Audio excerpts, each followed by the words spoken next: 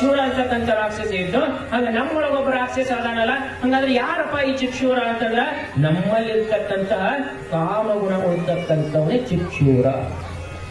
ಯಾವ ಗುಣ ರೀ? ನಮ್ಮಲ್ಲಿರುವ ಕಾಮಗುಣ. ಯಾರ ಮನಸ್ಸಿನೊಳಗ, ಯಾರ ದೃಷ್ಟಿಯೊಳಗ ಕಾಮ ಇರುತ್ತೋ ಅವರೆಲ್ಲರೂ ಕೂಡ ಚಿಕ್ಷೂರನ ಸಮ. ಚಿಕ್ಷೂರ ಅಂತಕ್ಕಂಥ ರಾಕ್ಷಸ ಇದ್ದಂಗ. ಅದಕ್ಕ ನಾವು ದೇವಿ ಪುರಾಣ ಚಿಕ್ಷೂರ ನಾಶಿ ಆಗ್ಯಾನಂದ್ರ ನಮ್ಮಲ್ಲಿ ಕಾಮವನ್ನ ನಾಶ ಮಾಡ್ಕೋಬೇಕಲ್ಲ. ಕಾಮ ಅಂದ್ರೆ ಏನಪ್ಪ? ಹೋಳಿ ಹುಣ್ಣಿನಾಗ ಏನ್ ಸುಡ್ತೀವಿ ನಾವು? ಕಾಮಣ್ಣನಂತ ಸುಡ್ತೀವಿ, ಹೌದಾ? ಅದ್ರ ಜೋಡಿ ಇನ್ನೊಂದು ಸುಡ್ತೀವಿ. ಏನ್ ಸುಡ್ತೀವಿ? ಕಡ್ಲಿ ಸುಟ್ಕೊಂತಿರ್ತೀವಿ, ಹೌದಾ? ಐತೆ ನಮ್ ಕಡೆ ಹೋಳಿ ಹುಣ್ಣಿಯರು ಆಚರಿಸ್ತಾರ ಇಲ್ಲ? ಹೋಳಿ ಹುಣ್ಣಿಯೊಳಗ ಕಡ್ಲೆ ಎಣ್ಣೆ ಸುಡ್ತಕ್ಕಂಥದ್ದು ಐತಿ. ಕಾಮನನ್ನು ಸುಡ್ತಾರ, ನಸಕಿನೊಳಗ ಕಾಮನನ್ನು ಸುಟ್ಟು ಅದ್ರೊಳಗ ಕಡ್ಲಿ ಎಣ್ಣೆ ಸುಡ್ತಾರ. ಅಷ್ಟೇ ಅಲ್ಲ, ಕಾಮನನ್ನು ಸುಟ್ಟ ಮ್ಯಾಗ ಯಾವ ಕಾಮನನ್ನು ಸುಟ್ಟಿರ್ತೀವಿ ಅದ ಬೆಂಕಿ ತಗೊಂಡ ಅವತ್ತಿನ ದಿವಸ ಇಡೀ ಊರೊಳಗ ಅದರಿಂದ ಒಲಿಗಳನ್ನ ಕೂಟ ಮಾಡ್ತಕ್ಕಂಥದ್ದು ಹಿಂದಿನಿಂದ ಬಂದಿರ್ತಕ್ಕಂಥ ಸಂಪ್ರದಾಯ. ಏನ್ ಕಾಮನ ಸುಟ್ಟಿರ್ತಾರ, ಬೆಂಕಿ ಇರ್ತಲ್ರಿ, ಅವತ್ತು ಯಾರ ಮನೆಯಾಗ ಒಲಿ ಹಚ್ತಾರ ಅದ ಬೆಂಕಿ ತಗೊಂಡೋಗಿ ಒಲಿ ಹಚ್ತಕ್ಕಂಥದ್ದು. ನಮ್ಮ ಕಡೆ ಇನ್ನೂವರೆಗೆ ಆ ಪದ್ಧತಿ ಏನ್ ಮಾಡ್ಕೋತ ಬಂದಾರ.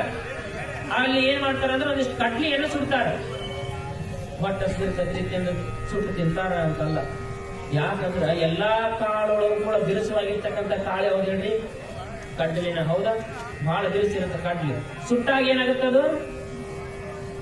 ಕಡ್ಲಿ ಸುಟ್ಟು ಏನಾಗುತ್ತೆ? ಮೃದು ಆಗುತ್ತೆ, ಹೌದಾ?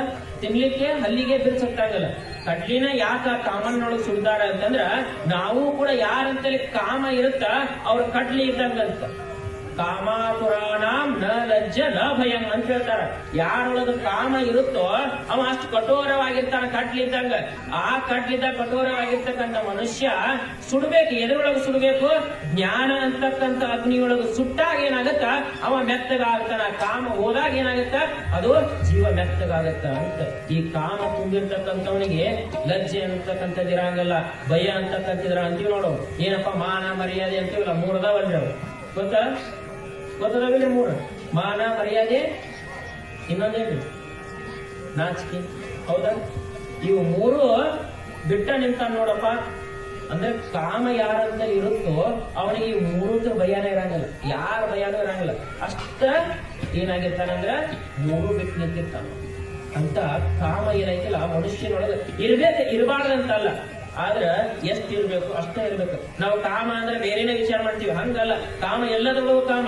ಈಗ ನನಗೆ ಇದು ಬೇಕಪ್ಪ, ಇದು ಬಾಳ ಐತಿ, ಇದು ಬೇಕು ಅಂತ ಆಸೆ ಪಟ್ರೆ ಅದು ಕೂಡ ಒಂದು ಕಾಮನ. ಇದನ್ನು ನೋಡಿರ್ತಕ್ಕಂಥ ನನಗೆ ಬೇಕು ಅಂದ್ರೆ ಅದು ಒಂದು ಕಾಮನ. ಯಾವ್ದ ನಂಬದ ಅಲ್ಲೋ ಅದರ ಮ್ಯಾಗ ನಾವು ಏನ್ ಆಸೆ ಪಡ್ತೀವಲ್ಲ ಅದಕ್ಕೆ ಕಾಮ ಅಂತ ಕರೀತಾರೆ.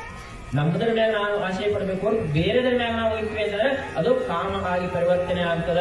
ಆ ಕಾಮವನ್ನ ನಾವು ಸುಡಬೇಕು ಅಂತ. ನಾವು ಜ್ಞಾನದಿಂದ ನಮ್ಮ ಕಾಮವನ್ನು ಸುಟ್ಕೊಳ್ಬೇಕು ಅಂತ. ನಾವು ಅಷ್ಟು ವರ್ಷ ಬದುಕಿವಿ, ಅಷ್ಟು ವರ್ಷ ತಪಸ್ಸು ಮಾಡಿವಿ ಅಂತಂದ್ರೆ ಕಾಮ ಸುಡಂಗಿಲ್ಲ. ಕೆಲವರು ಅಂತಿರ್ತಾರ, ಅವ್ರ ಅಷ್ಟು ವರ್ಷ ಹುಡುಗಾಕು ತಪಸ್ಸು ಮಾಡ್ಯಾರಿ, ಅವ್ರಂತಲ್ಲಿ ಏನೋ ಆಸೆ ಏನು ಇರಂಗಿಲ್ಲ ಅಂತಿರ್ತಾರ.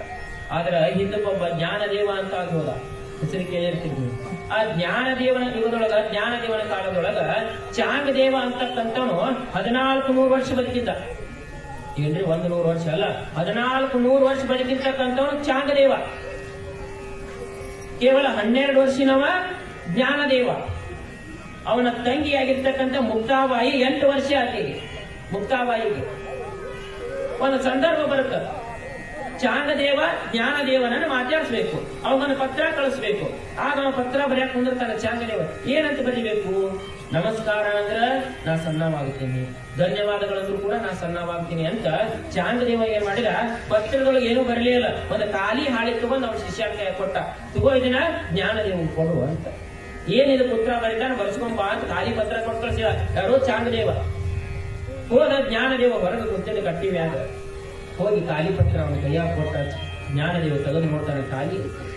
ನಮ್ಮ ಗುರುಗಳು ಹೇಳ ಕಳ್ಸ್ಯಾರಿ, ಇದಕ್ಕೆ ನೀವು ಉತ್ತರ ಬರೀಬೇಕು ಅಂತ. ಆಗ ಜ್ಞಾನದೇವ ಅಂತಾನ, ಇದಕ್ಕೆ ಉತ್ತರ ಬರೀತೀನಪ್ಪ, ಹೆಂಗಾದ್ರೂ ಒಂದ್ ಸ್ವಲ್ಪ ಒಳಗೆ ನನ್ನ ತಂಗಿ ಪ್ರಸಾದ ಮಾಡ್ಸಾಕತ್ತಾಳ, ಹೋಗು ನೀವು ಪ್ರಸಾದ ಮಾಡ್ಕೊಂಬ, ಅಷ್ಟರೊಳಗೆ ಉತ್ತರ ಬರೆದಿರ್ತೀನಿ ಅಂತ ಜ್ಞಾನದೇವ. ಹೊರಗೋದ ಮುಕ್ತಾಬಾಯಿ 8 ವರ್ಷ ಆಕಿಗೆ ಪ್ರಸಾದ ಬಡಿಸಿದ್ಲು. ಪ್ರಸಾದ ಮಾಡಿ ಹೊರಗೆ ಬಂದ ಮತ್ತೆ ಉತ್ತರ ಕೊಡ್ರಿ ಅಂತ. ಉತ್ತರ ಕೊಡ್ರಿ ಅಂದಾಗ ಜ್ಞಾನದೇವ ಹೇಳ್ತಾನೆ, ಏನಿಲ್ಲಪ್ಪ ಉತ್ತರ ಕೊಡುದು, ನಾ ಏನ್ ಹೇಳ್ತಾನ ಇದನ್ನ ಹೋಗಿ ಹೇಳು, ಏನ್ರಿ ಏನಿಲ್ಲ, ಏನು ನಿಮ್ಮ ಗುರು ಚಾಂಗದೇವ ಏನು ಖಾಲಿ ಹಾಳಿ ಕಳ್ಸ್ಯಾನಲ್ಲ, ಇದು ಹೆಂಗ ಖಾಲಿ ಐತಿ ಹಂಗ ಅವನ ತೆನಿನ ಖಾಲಿ ಐತಿ ಅಂತ ಹೇಳುವ ಹೊರತ. ಅವನ ತೆನಿನು ಖಾಲಿ ಐತಿ ಅಂತ ಹೇಳುವ ಹೊರತ. ಹೋಗಿ ಚಾಂಗದೇವ್ ಹೇಳಿದ, ಚಾಂಗದೇವ್ರ ನಿಮಗ ಉತ್ತರ ಕಳ್ಸ್ಯಾನ್ರಿ ಜ್ಞಾನದೇವ. ಏನ್ ಉತ್ತರ? ಏನಿಲ್ರಿ, ನೀವ್ ಹೆಂಗ ಖಾಲಿ ಹಾಳಿ ಕಳಿಸಿರೋ ಹಂಗ ನಿಮ್ಮ ತೆರಿನೂ ಕೂಡ ಖಾಲಿ ಐತಂತ್ರಿ ಅಂದಾಗ ಚಾಂಗದೇವ ಏನ್ 1400 ವರ್ಷ ನಾವು ಬದುಕಿನ ಅನ್ನೋದಿತ್ತಲ್ಲ ಅದೆಲ್ಲ ಸುಟ್ಟು ಹೋಗ್ತದ. ನಾನು ಇನ್ನೊಂದ್ ಸ್ವಲ್ಪ ಜ್ಞಾನ ಪಡ್ಕೋಬೇಕು ಅಂತ ಅಲ್ಲಿಂದ ಓಡಿ ಬರ್ತಾನ.